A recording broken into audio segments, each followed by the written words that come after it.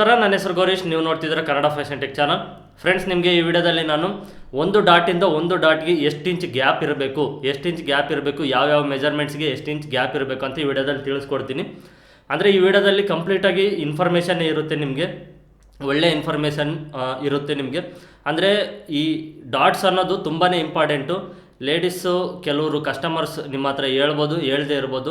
ಕೆಲವ್ರು ಏನಂದರೆ ಅಡ್ಜಸ್ಟ್ ಮಾಡ್ಕೊಳ್ತಾರೆ, ಡಾಟ್ಸ್ ಅನ್ನೋದು ಸ್ವಲ್ಪ ಹೆಚ್ಚು ಕಡಿಮೆ ಇದ್ರೂ ಅಡ್ಜಸ್ಟ್ ಮಾಡ್ಕೊಳ್ತಾರೆ. 60-70% ಕಂಫರ್ಟಬಲ್ ಅನಿಸಿದ್ರೆ ಸಾಕು ಅವ್ರಿಗೆ, ಮತ್ತು ಆಲ್ಟ್ರೇಷನ್ ಅನ್ನೋದು ಹೇಳೋದಿಲ್ಲ.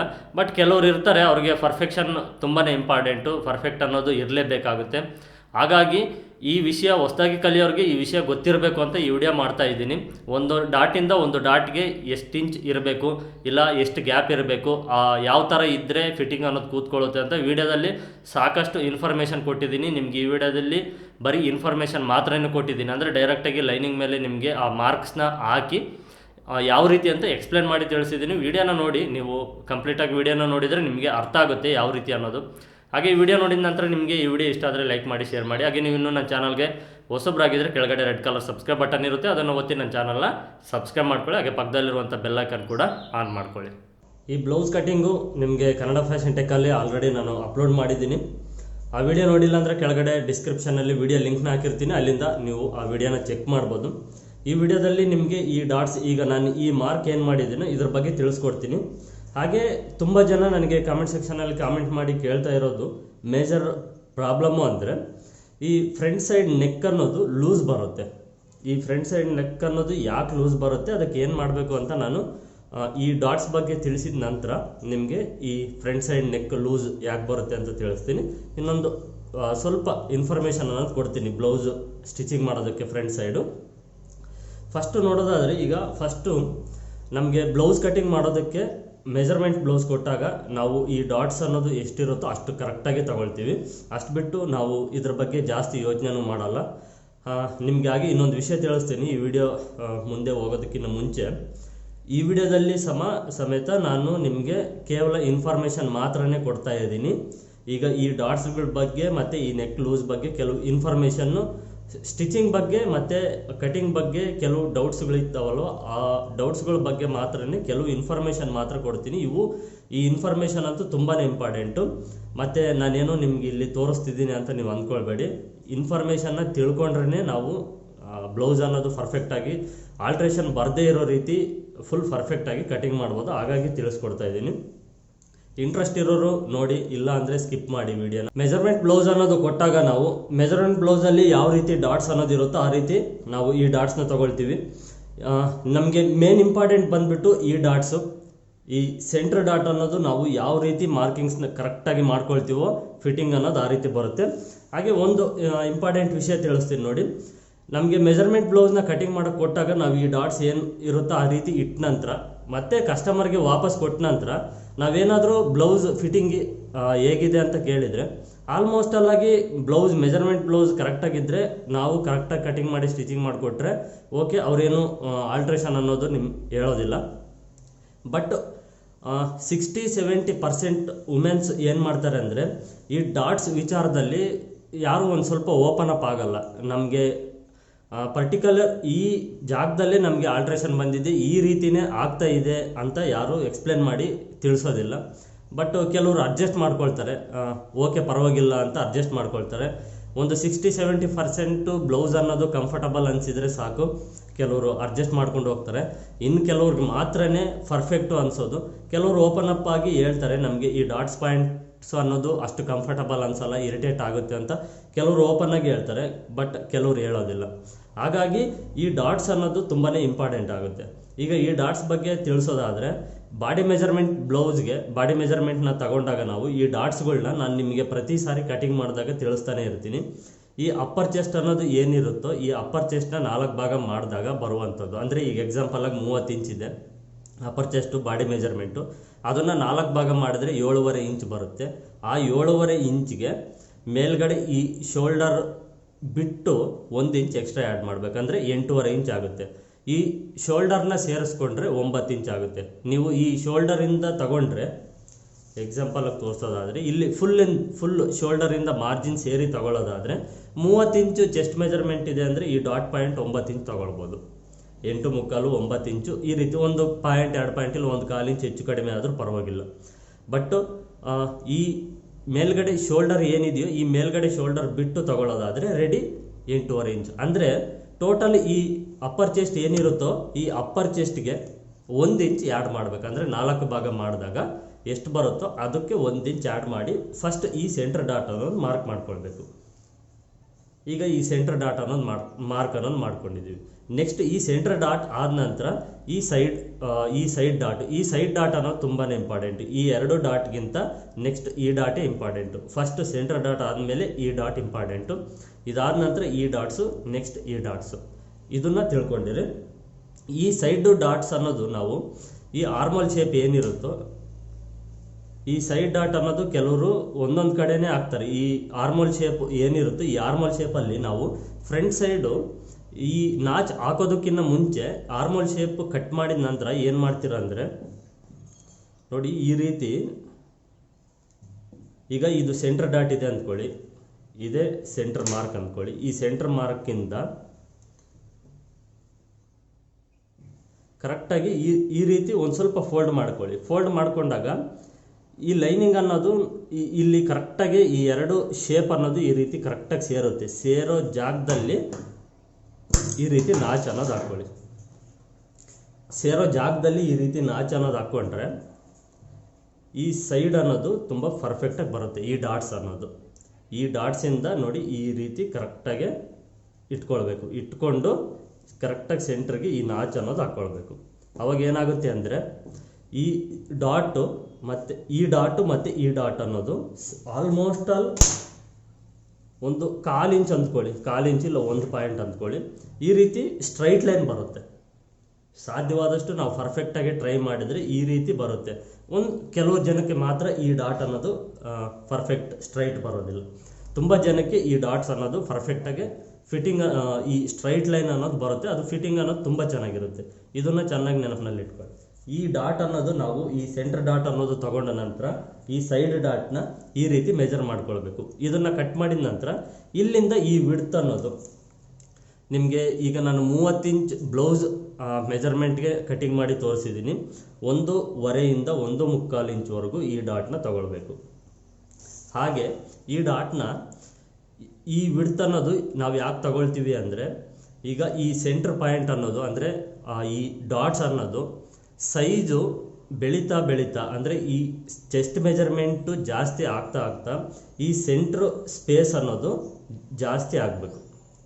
ಈ ಸೆಂಟ್ರ್ ಸ್ಪೇಸ್ ಅನ್ನೋದು ಜಾಸ್ತಿ ಆಗಬೇಕು. ಈ ಡಾಟ್ ಪಾಯಿಂಟ್ ಅನ್ನೋದು ಚೆಸ್ಟ್ ಮೆಜರ್ಮೆಂಟ್ ಜಾಸ್ತಿ ಆಗ್ತಾ ಈ ಡಾಟು ವಿಡ್ತ್ ಅನ್ನೋದು ಅಗಲ ಆಗ್ತಾ ಹೋಗಬೇಕು. ಈ ಮೆಜರ್ಮೆಂಟ್ ಅನ್ನೋದು ಈ ಚೆಸ್ಟ್ ಮೆಜರ್ಮೆಂಟ್ ಅನ್ನೋದು ಕಡಿಮೆ ಆಗ್ತಾ ಈ ಡಾಟ್ಸ್ ಅನ್ನೋದು ಈ ರೀತಿ ಮುಂದೆ ಬರಬೇಕು. 4 ಡಾಟ್ಸ್ ಅನ್ನೋದು ಈಗ ಈ ರೀತಿ ಒಂಚೂರು ಇರಬೇಕಂದ್ರೆ ಚೆಸ್ಟ್ ಮೆಜರ್ಮೆಂಟ್ ಅನ್ನೋದು ಕಡಿಮೆ ಇದ್ದಾಗ ಈ ಡಾಟ್ಸ್ ಎಲ್ಲ ಮುಂದೆ ಬರಬೇಕು. ಈ ಡಾಟ್ಸ್ 4 ಮುಂದೆ ಬರಬೇಕು. ಈ ಕಡೆ ಸೈಡ್ ತೋರಿಸ್ತೀನಿ ಒಂದು ನಿಮಿಷ. ಈ ಡಾಟ್ಸ್ ಎಲ್ಲ ನೋಡಿ ಈ ರೀತಿ ಸ್ವಲ್ಪ ಮುಂದೆ ಬರಬೇಕಂದ್ರೆ ಈ ಸ್ಪೇಸ್ ಅನ್ನೋದು ಕಡಿಮೆ ಇರಬೇಕು. ಈ ಚೆಸ್ಟ್ ಮೆಜರ್ಮೆಂಟ್ ಜಾಸ್ತಿ ಆಗ್ತಾ ಏನಾಗುತ್ತೆ ಅಂದರೆ ಈ ಸ್ಪೇಸ್ ಅನ್ನೋದು ಈ ರೌಂಡ್ ಸರ್ಕಲ್ ಅನ್ನೋದು ಈ ಡಾಟ್ ಅನ್ನೋದು ಸ್ಪೇಸ್ ಅನ್ನೋದು ಬೆಳ್ಕೊಳ್ತಾ ಹೋಗಬೇಕು. ಅದನ್ನು ಈ ಡಾಟಿಂದ ಈ ಡಾಟ್ಗೆ ವಿಡ್ತ್ನ ನೋಡಿಕೊಂಡು ನಾವು ಹಾಕ್ಕೊಳ್ಬೇಕು. ಬಾಡಿ ಮೆಜರ್ಮೆಂಟು ಕೊಟ್ಟಾಗ ಏನಾಗುತ್ತೆ ಅಂದರೆ ನಾವೇನೋ ಈ ಡಾಟ್ಗಳನ್ನ ಇಟ್ಕೊಳ್ತೀವಿ, ಬಟ್ ಅದು ಕೆಲವ್ರಿಗೆ ಫಿಟ್ಟಿಂಗ್ ಆಗ್ಬೋದು, ಕೆಲವ್ರಿಗೆ ಆಗೋದಿಲ್ಲ. ಅದರಲ್ಲೂ ಸ್ಟ್ರೈಟ್ ಕಟಿಂಗು ಕ್ರಾಸ್ ಕಟಿಂಗು ಅಂತ ಇರುತ್ತೆ. ಕ್ರಾಸ್ ಕಟಿಂಗಲ್ಲಾದರೆ ಸ್ವಲ್ಪ ಅಡ್ಜಸ್ಟ್ಮೆಂಟಿಂಗ್ ಆಗುತ್ತೆ, ಸ್ಟ್ರೈಟ್ ಕಟಿಂಗಲ್ಲಾದರೆ ಅದಾಗೋದಿಲ್ಲ. ನಾನು ನಿಮಗೆ ಒಂದು ಅಂದಾಜು ಮೇಲೆ ತಿಳಿಸ್ತೀನಿ, ಬಟ್ ಇದೇ ಪರ್ಫೆಕ್ಟ್ ಅಲ್ಲ. ನಿಮಗೆ ಪರ್ಫೆಕ್ಟು ಅಂತ ಯಾವಾಗ ಅನಿಸುತ್ತೆ ಅಂದರೆ ಈ ಮೆಜರ್ಮೆಂಟ್ಸ್ನ ತೊಗೊಂಡು ನೀವು ಕಟಿಂಗು ಸ್ಟಿಚಿಂಗ್ ಮಾಡಿಕೊಟ್ಟ ನಂತರ ಅವ್ರಿಗೇನಾದರೂ ಪರ್ಫೆಕ್ಟ್ ಆದರೆ ಓಕೆ, ಇಲ್ಲ ಏನಾದರೂ ಒಂಚೂರು ಹೆಚ್ಚು ಕಡಿಮೆ ಬಂತು ಅಂದರೆ ಆವಾಗ ನೀವು ಈ ಡಾಟ್ಸ್ಗಳನ್ನ ಒಂದು ಸ್ವಲ್ಪ ವೇರಿಯೇಷನ್ ಮಾಡ್ಕೊಳ್ಬೇಕು. ಅಂದರೆ ಸ್ವಲ್ಪ ಕಡಿಮೆ ಇಲ್ಲ ಜಾಸ್ತಿ ಅನ್ನೋದು ಮಾಡ್ಕೊಳ್ಬೇಕು. ಏನಾಗುತ್ತೆ ಅಂದರೆ ಈ ಚೆಸ್ಟ್ ಮೆಜರ್ಮೆಂಟ್ಗೆ ಕರೆಕ್ಟಾಗಿ ಇದನ್ನು ಇಟ್ಕೊಂಡಿಲ್ಲ ಈ ಡಾಟ್ಸ್ನ ಅಂದರೆ ತುಂಬಾ ಟೈಟ್ ಆಗುತ್ತೆ ಮತ್ತು ಇರಿಟೇಟ್ ಬರುತ್ತೆ. ಈ ಸೆಂಟ್ರಲ್ಲೆಲ್ಲ ಫಿಲ್ಟ್ ಬರುತ್ತೆ. ಈಗ ಒಂದು 36 ಇಂಚ್ ಚೆಸ್ಟ್ ಮೆಜರ್ಮೆಂಟ್ಗೆ ಎಷ್ಟು ಬೇಕು ಅಷ್ಟು ತೊಗೊಂಡ್ರೆ ಓಕೆ. ಅದನ್ನು ನಾವು ಕಡಿಮೆ ತೊಗೊಂಡ್ವಿ ಅಂದ್ಕೊಳ್ಳಿ, 36 ಇಂಚಿಗೆ ಈಗ ಈ ಸೆಕೆಂಡ್ ಸರ್ಕಲ್ ಇದೆ, ಈ ಸರ್ಕಲ್ ಇದೆ, ಓಕೆನಾ. ಈ ಸೆಕೆಂಡ್ ಸರ್ಕಲ್ ಬಂದ್ಬಿಟ್ಟು 36 ಇಂಚಿಗೆ ಅಂದ್ಕೊಳ್ಳಿ. ಹಾಗೆ ಇದು ಬಂದ್ಬಿಟ್ಟು 30 ಇಂಚಿಗೆ. ಓಕೆನಾ. ಈ ಸರ್ಕಲ್ 30 ಇಂಚಿಗೆ, ಇದು ಬಂದ್ಬಿಟ್ಟು 36 ಇಂಚಿಗೆ. ಈ 36 ಇಂಚಿಗೆ ಇಷ್ಟು ಸ್ಪೇಸ್ ಕೊಟ್ಟರೆ ಫಿಟ್ಟಿಂಗ್ ಓಕೆ. ಬಟ್ ಇಷ್ಟು ಕಡಿಮೆ ಕೊಟ್ಟಾಗ ಏನಾಗುತ್ತೆ, ಅವಾಗ ಈ ಚೆಸ್ಟ್ ಮೆಜರ್ಮೆಂಟ್ ಅನ್ನೋದು ತುಂಬಾ ಇರಿಟೇಟ್ ಬರುತ್ತೆ. ಇರಿಟೇಟು ಅಂದರೆ ಅದು ಫಿಟ್ಟಿಂಗು ಕೂತ್ಕೊಳ್ಳಲ್ಲ, ಇಲ್ಲಿ ಫಿಲ್ಟ್ ಅನ್ನೋದು ತುಂಬ ಬರುತ್ತೆ. ಅದಾದ ನಂತರ ಮತ್ತೆ ಈ ಫ್ರಂಟ್ ಸೈಡಲ್ಲಿ ಇಲ್ಲಿ ಕರೆಕ್ಟಾಗಿ ಒಂದು ಫಿಲ್ಟ್ ಬರುತ್ತೆ. ನೀವು ಚೆನ್ನಾಗಿ ಅಬ್ಸರ್ವ್ ಮಾಡಿ ನೋಡಿ, ಇಲ್ಲಿ ಬ್ಲೌಸ್ ಹಾಕ್ಕೊಂಡಾಗ ಈ ರೀತಿ ಫಿಲ್ಟ್ ಬಂದಿರುತ್ತೆ. ಈ ಚೆಸ್ಟ್ ಮೆಜರ್ಮೆಂಟ್ ಅನ್ನೋದು ಕರೆಕ್ಟಾಗಿ ಕೂತ್ಕೊಳ್ದಾಗ ಈ ಫಿಲ್ಟ್ ಅನ್ನೋದು ಆಟೋಮೆಟಿಕ್ ಬಂದ್ಬಿಡುತ್ತೆ. ಈ ರೀತಿ ಪ್ರಾಬ್ಲಮ್ಸ್ ಅನ್ನೋದು ಬರುತ್ತೆ. ಅದಕ್ಕೆ ನೀವು ಈ ಡಾಟ್ ಪಾಯಿಂಟ್ಸ್ನ ತೊಗೊಳ್ಬೇಕಾದ್ರೆ ಒಂದೊಂದು ಮೆಜರ್ಮೆಂಟ್ಗೆ ಒಂದೊಂದು ಟೈಪಲ್ಲಿ ಈ ಡಾಟ್ ಮೆಜರ್ಮೆಂಟ್ನ ಮೆಜರ್ ಮಾಡ್ಕೊಳ್ಬೇಕು. ಈಗ ಯಾವ ರೀತಿ ಅಂತ ಕೇಳ್ತೀರಾ, ಈಗ ಬಾಡಿ ಮೆಜರ್ಮೆಂಟ್ಸ್ಗೆ ಯಾವ ರೀತಿ ತೊಗೊಳ್ಬೇಕು ಅಂತ ಕೇಳ್ತೀರಾ. ಬಟ್ ನಾನು ನಿಮಗೆ ಕಂಪ್ಲೀಟಾಗಿ ಈ 30 ಸೈಜಿಂದ 45, 46, 50 ಇಂಚ್ವರೆಗೂ ನಾನು ಒಂದು ಚಾರ್ಟ್ ಮಾಡಿ ಕೊಡ್ಬೋದು. ಬಟ್ ಒಂದೇ ಸಾರಿ ನಿಮಗೆ ಕೊಟ್ಟಾಗ ಅದು ಅರ್ಥ ಆಗೋದಿಲ್ಲ. ಹಾಗಾಗಿ ನಾನು ಒಂದು ಸ್ವಲ್ಪ ಇನ್ಫಾರ್ಮೇಷನ್ ಅನ್ನೋದು ಕೊಟ್ಟಿದ್ದೀನಿ. ನೆಕ್ಸ್ಟು ಈಗ ನಾನು 28 ಸೈಜ್ ಬ್ಲೌಸು ಕಟಿಂಗ್ ನಿಮಗೆ ತೋರಿಸಿದ್ದೀನಿ. ಅದರಲ್ಲಿ ಎಷ್ಟು ತೊಗೊಳ್ಬೇಕು ಈ ಡಾಟ್ ಪಾಯಿಂಟು ಅಂತ ತಿಳಿಸ್ಕೊಟ್ಟಿದ್ದೀನಿ. ಹಾಗೆ 30 ಸೈಜ್ ಬ್ಲೌಸ್ ಕಟಿಂಗ್ ತೋರಿಸಿದ್ದೀನಿ, ಅದರಲ್ಲಿ ಎಷ್ಟು ತೊಗೊಳ್ಬೇಕು ಈ ಡಾಟ್ ಪಾಯಿಂಟ್ ಅಂತ ತೋರಿಸಿದ್ದೀನಿ. ಅಂದರೆ ಒಂದಿಂದ ಒಂದು ಡಾಟ್ ಪಾಯಿಂಟಿಂದ ಒಂದು ಡಾಟ್ ಪಾಯಿಂಟ್ಗೆ ಎಷ್ಟು ಇಂಚ್ ಗ್ಯಾಪ್ ಇರಬೇಕಂತ. ಹೀಗೆ 32, 34, 36 ಹೀಗೆ ನಾನು ಬಾಡಿ ಮೆಜರ್ಮೆಂಟ್ಗೆ ಒಂದೊಂದಾಗಿ ಬ್ಲೌಸ್ ಕಟಿಂಗ್ನ ನಿಮಗೆ ತಿಳಿಸ್ತಾ ಹೋಗ್ತೀನಲ್ವ, ಅಲ್ಲಿ ಈ ಡಾಟ್ಸ್ ಪಾಯಿಂಟ್ಗಳ ಪರ್ಫೆಕ್ಟ್ ಮೆಜರ್ಮೆಂಟ್ನ ತಿಳಿಸ್ತಾ ಹೋಗ್ತೀನಿ. ನೀವು ಆ ವೀಡಿಯೋಸ್ನ ನೋಡಿದ್ರೇ ನಿಮಗೆ ಕ್ಲಿಯರಾಗಿ ಅರ್ಥ ಆಗೋದು. ನಾನು ನಿಮಗೆ ಫುಲ್ ಒಂದು ಚಾರ್ಟ್ ಕೊಟ್ಟೆ ಅಂದ್ಕೊಳ್ಳಿ, ನಿಮಗೆ ಆ ಚಾರ್ಟಲ್ಲಿ ನಾನು ಎಕ್ಸ್ಪ್ಲೇನ್ ಮಾಡಿದೆ, ನಿಮಗೆ ಸುಮ್ಮನೆ ಚಾರ್ಟ್ ಕೊಟ್ಟರೆ ನೀವು ಏನು ಅಂತ ಅರ್ಥ ಮಾಡ್ಕೊಳ್ತೀರ. ಅದರಲ್ಲೂ ಕೆಲವ್ರಿಗೆ ನಾನೇನು ಇದು ಚಾರ್ಟ್ ಕೊಡ್ತೀನಿ ಅಂದ್ಕೊಳ್ಳಿ, ಚಾರ್ಟ್ ಕೊಟ್ಟಾಗ ಏನಾಗುತ್ತೆ ಅಂದರೆ ಕೆಲವ್ರಿಗೆ ಫಿಟ್ಟಿಂಗ್ ಆಗ್ಬೋದು, ಕೆಲವ್ರಿಗೆ ಆಗದೆ ಇರ್ಬೋದು. ಇದೇ ಪರ್ಫೆಕ್ಟು ಅಂತ ನಾನು ಹೇಳೋಕ್ಕಾಗಲ್ಲ. ಹಾಗಾಗಿ ನಾನು ಮೆಜರ್ಮೆಂಟ್ ಬ್ಲೌಸ್ ಈ ಚೆಸ್ಟ್ ಮೆಜರ್ಮೆಂಟ್ ಬಾಡಿ ಮೆಜರ್ಮೆಂಟ್ ಬಂದಾಗ ನಾನು ಬ್ಲೌಸ್ ಕಟಿಂಗ್ ಮಾಡಬೇಕಾದ್ರೆ ಕೆಲವು ಇನ್ಫಾರ್ಮೇಷನ್ನ ಕೊಟ್ಟು ಈ ಡಾಟ್ಸ್ಗಳನ್ನ ನಿಮಗೆ ತಿಳಿಸ್ತಾ ಹೋಗ್ತೀನಲ್ವ, ಆವಾಗ ಸಾಧ್ಯವಾದಷ್ಟು ನಿಮಗೆ ಕ್ಲಿಯರಾಗಿ ಅರ್ಥ ಆಗುತ್ತೆ. ನಾನು ಆ ವೀಡಿಯೋಸ್ನ ನೀವು ಫಾಲೋ ಮಾಡಿದ್ರೆ ನಿಮಗೆ ಪರ್ಫೆಕ್ಟಾಗಿ ಅರ್ಥ ಆಗೋದು. ಹಾಗಾಗಿ ನಾನು ನಿಮಗೆ ಆ ವೀಡಿಯೋಸ್ನಲ್ಲಿ ತಿಳಿಸ್ತೀನಿ. ಈ ವಿಡಿಯೋದಲ್ಲಿ ಮಾತ್ರ ಈಗ ನಿಮಗೆ ಇದೇನು ಒಂದು ಇನ್ಫಾರ್ಮೇಷನ್ ಅನ್ನೋದು ಗೊತ್ತಿರಬೇಕು ನಿಮಗೆ ಅನ್ನೋ ಉದ್ದೇಶ ನನಗೆ. ಈ ವಿಡಿಯೋ ಮಾಡೋ ಉದ್ದೇಶ ಅದು. ಒಂದು ಇನ್ಫಾರ್ಮೇಷನ್ ನಿಮಗೆ ಗೊತ್ತಿರಬೇಕು ಈ ಡಾಟ್ಸ್ ಪಾಯಿಂಟ್ಗಳ ಬಗ್ಗೆ, ಈ ವಿಡ್ತ್ಗಳ ಬಗ್ಗೆ. ಸುಮ್ಮನೆ ನಾವು ಅಂದಾಜು ಮೇಲೆ ಈ ರೀತಿ ಮಾರ್ಕ್ ಮಾಡಿ ಕಟಿಂಗ್ ಮಾಡಿ ಸ್ಟಿಚಿಂಗ್ ಮಾಡೋದಲ್ಲ. ನಮಗೆ ಒಂದು ಐಡಿಯಾ ಅನ್ನೋದಿದ್ದರೆ ಮುಂದೆ ಫ್ಯೂಚರಲ್ಲಿ ತುಂಬಾ ಹೆಲ್ಪ್ ಆಗುತ್ತೆ. ನನಗೆ ಕಾಮೆಂಟ್ ಸೆಕ್ಷನಲ್ಲಿ ತುಂಬ ಜನ ಕೇಳ್ತಾ ಇದ್ದಾರೆ, ಈ ನೆಕ್ ಲೂಸ್ ಬಂದುಬಿಟ್ಟು ಈಗ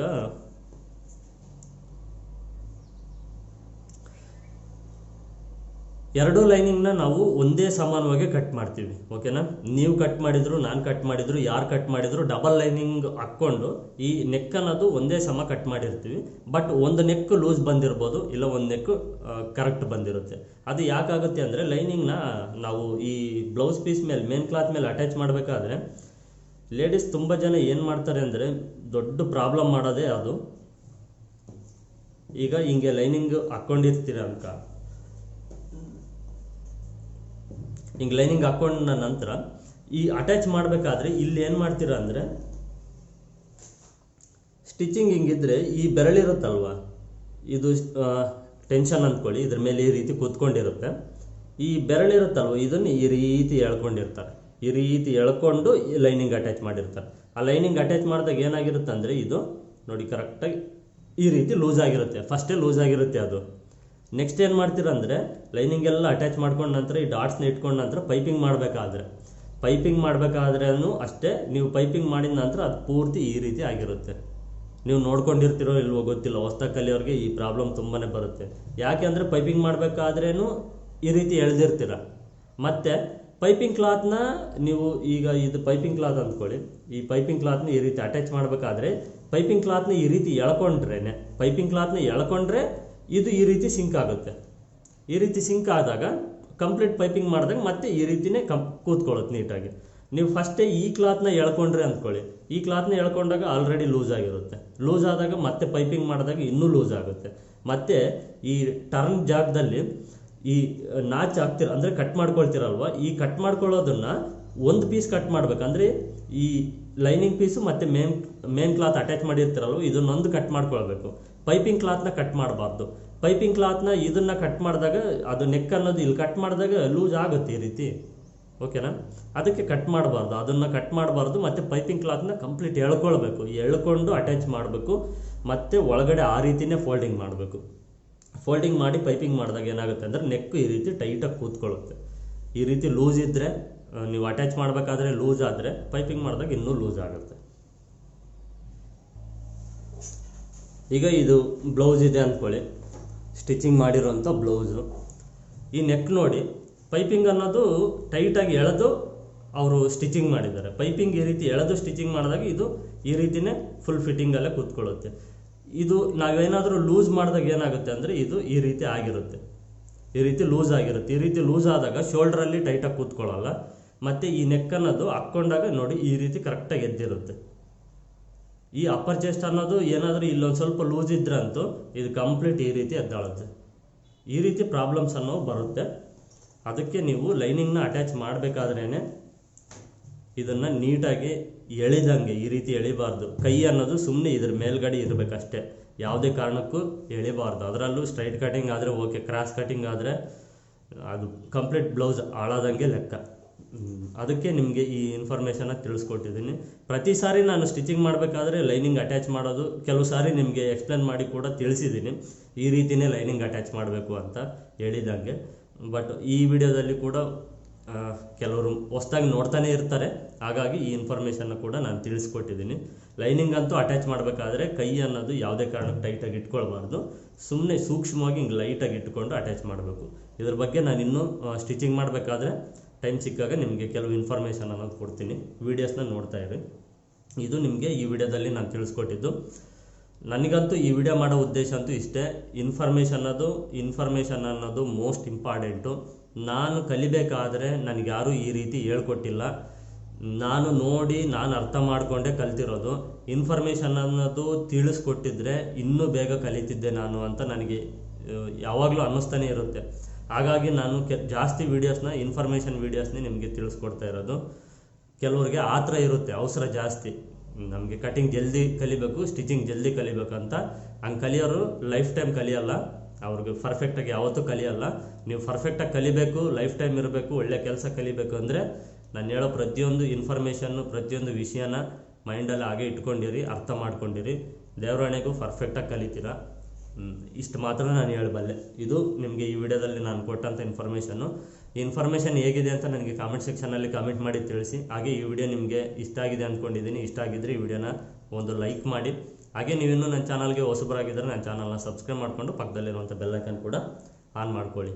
ಈ ವಿಡಿಯೋ ನೋಡಿದ್ದಕ್ಕೆ ಎಲ್ಲರಿಗೂ ಧನ್ಯವಾದಗಳು.